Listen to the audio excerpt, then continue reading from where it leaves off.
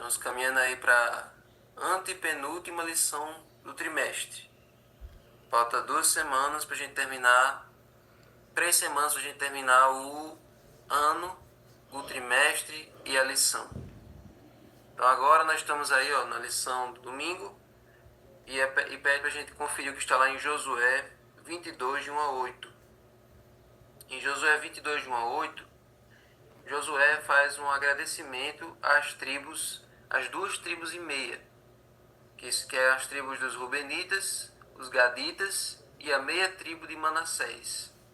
Para quem está lembrado da história, essas 2,5 tribos foram aquelas tribos que lá no tempo de Moisés, elas pediram a Moisés, dizendo, olha, nós gostamos dessas terras aqui a leste do Rio Jordão e a gente quer ficar por aqui mesmo, a gente não quer entrar em Canaã, a gente quer essas terras que ficam para lá do rio.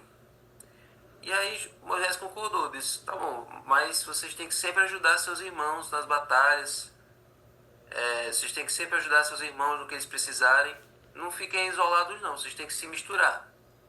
E eles concordaram. E essas 2,5 tribos se estabeleceram do outro lado do Jordão, que não era exatamente na terra de Canaã, mas era ali depois do Jordão, e eles ficaram lá. Então, o capítulo 22, de 1 a 8, serve justamente para agradecer a eles. Josué ele reúne esse pessoal e agradece a eles. Mas por que Josué agradece? Agradece justamente porque eles se juntaram com os outros irmãos que tinham entrado na terra de Canaã, com o restante do povo nas batalhas. Toda batalha que o povo fazia contra as nações, contra os países na terra de Canaã, para expulsar eles do território, aquelas 2,5 tribos estavam sempre ali, sempre disponíveis, sempre dispostas para fazer a obra de afastar as nações de Canaã. Ou seja, eles poderiam ter pensado assim, como a gente já tem o nosso território aqui, como a gente já tem o que a gente quer, como a gente já tem um lugar estabelecido, nossas famílias já estão morando ali, não tem para que a gente continuar lutando. Não tem para que a gente se juntar aos outros na luta, porque a gente já tem o nosso espaço. Eles aqui estão buscando o espaço deles, né? Então esse poderia ter sido o pensamento daquelas 2,5 tribos. Eles poderiam ter se acomodado, né, na sua terrinha e não ter se juntado aos seus irmãos na luta. Mas eles foram solidários, né? Eles foram amigos, eles mostraram ali que eles faziam parte do mesmo povo que eles e eles se juntaram na batalha. Então, Josué reúne eles aqui para agradecer, dizendo, olha, parabéns a vocês pela dedicação, parabéns pelo compromisso e acima de tudo, porque mesmo vocês morando do outro lado do Jordão, vocês continuaram adorando a Deus. Vocês poderiam ter caído da besteira de adorar os ídolos, mas vocês foram fiéis e obedientes a Deus. Vocês permaneceram firmes. Firmes na verdade, firmes na adoração ao único Deus verdadeiro. Então,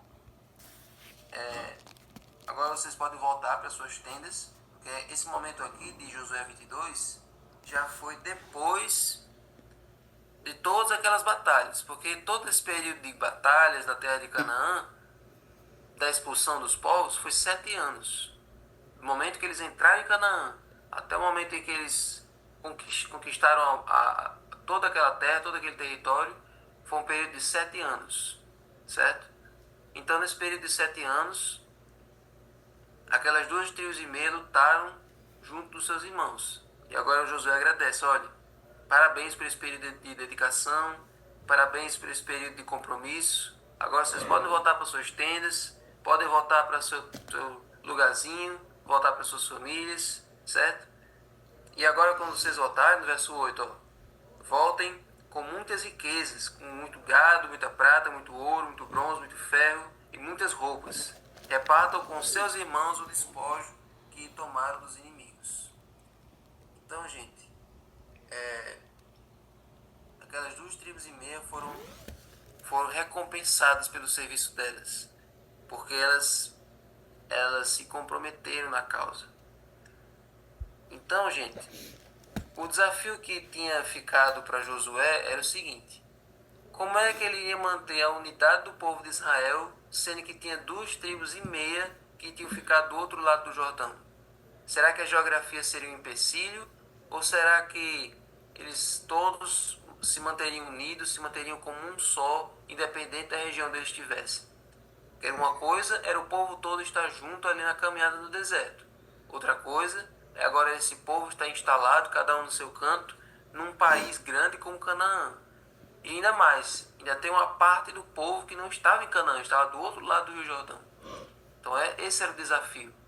Mas esse povo aqui, essas tribos aqui que ficaram do outro lado do Jordão, elas se mantiveram fiéis. Não deixaram a distância, não deixaram a barreira geográfica impedir eles de continuarem sendo fiéis a Deus.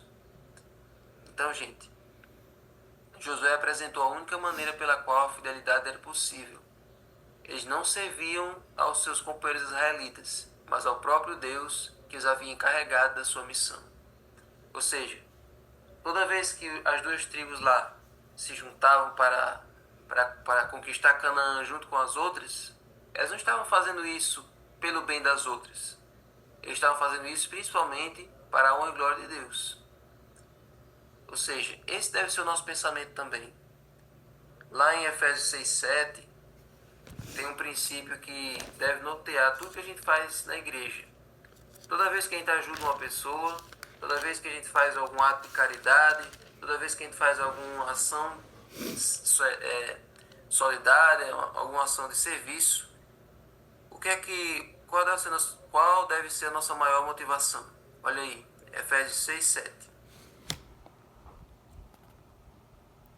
Sabendo, sirvam de boa vontade como se estivessem trabalhando para o Senhor e não para pessoas, sabendo que cada um, se fizer alguma coisa boa, receberá isso outra vez do Senhor, seja servo, seja livre. Olha aí. E em Colossenses 3:23 também repete o mesmo princípio. Lá diz assim: tudo que fizerem, façam de todo o coração, como para o Senhor e não para as pessoas, sabendo que receberão do Senhor a recompensa da herança. É a Cristo o Senhor que vocês estão servindo. Olha aí. E ainda tem 1 Tessalonicenses 2:4, que diz assim: pelo contrário, visto que fomos aprovados por Deus, a ponto de Ele nos confiar o Evangelho, assim falamos, não para agradar as pessoas, sim para agradar a Deus que prova o nosso coração. Certo? E ainda tem outra passagem que não está aqui, que é aquela passagem que Jesus diz: e toda pessoa que servir um copo de água fria a um desses meus pequeninos, já tem o seu galardão reservado nos céus. Então a nossa maior motivação para fazer as coisas para Deus, irmãos, além de ajudar o próximo, além de a gente se preocupar com o próximo que a gente está auxiliando, é que aquilo que nós estamos fazendo é para Deus e não para as pessoas. Todo ato de serviço é para Deus. Um dia Jesus vai dizer assim, tive fome, vocês me deram de comer. Tive sede, vocês me deram de beber.